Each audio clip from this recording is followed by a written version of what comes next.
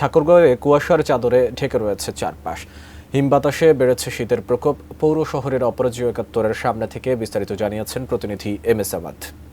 গেল সপ্তাহে কিছুটা সূর্যের কিরণ দেখা দিলেও গতকালকে থেকে আজকে পর্যন্ত, যেমন আজকে যদিও বেলা ক্রমান্বয়ে বাড়ছে, কিন্তু তারপরেও শীতের যে প্রকোপতা এটি বাড়ছে এবং আমরা দেখছি ভোর সকাল থেকে শুরু করে এবং গতকালকে সন্ধ্যাবেলায় কিছুটা কুয়াশার যে চাদরে ঢাকা ছিল শহর, এবং আজকে এখন পর্যন্ত আমার যে চারপাশ আপনারা দেখছেন, এই চারপাশে কিন্তু কুয়াশার যে চাদরে সেটি আবৃত হয়ে রয়েছে। এবং আমরা দেখেছি যে সকালবেলায় যারা বের হয়েছেন তারা কিন্তু বেশ একটু জুবুথুবু অবস্থায় বের হয়েছেন এবং তারা মনে করছেন যে গতকালকে যে পরিমাণ শীতের প্রকোপতা বেড়েছে, আজকেও শীতের প্রকোপতা বেশ বেড়েছে এবং গতকালকেও সূর্যের দেখা মেলেনি। আজকেও যারা এই সূর্য কিরণের আশা করছে সেও কিন্তু কিরণ দেখবার সুযোগ নেই। এবং এভাবে যদি তাই আর শীতের প্রকোপতা বাড়ে, তাহলে কিন্তু তাদের যে আয়ের যে বিষয়টা, অর্থাৎ তাদের যে আয় হবার কথা, সেটি কিন্তু ক্রমান্বয়ে কমে আসবে।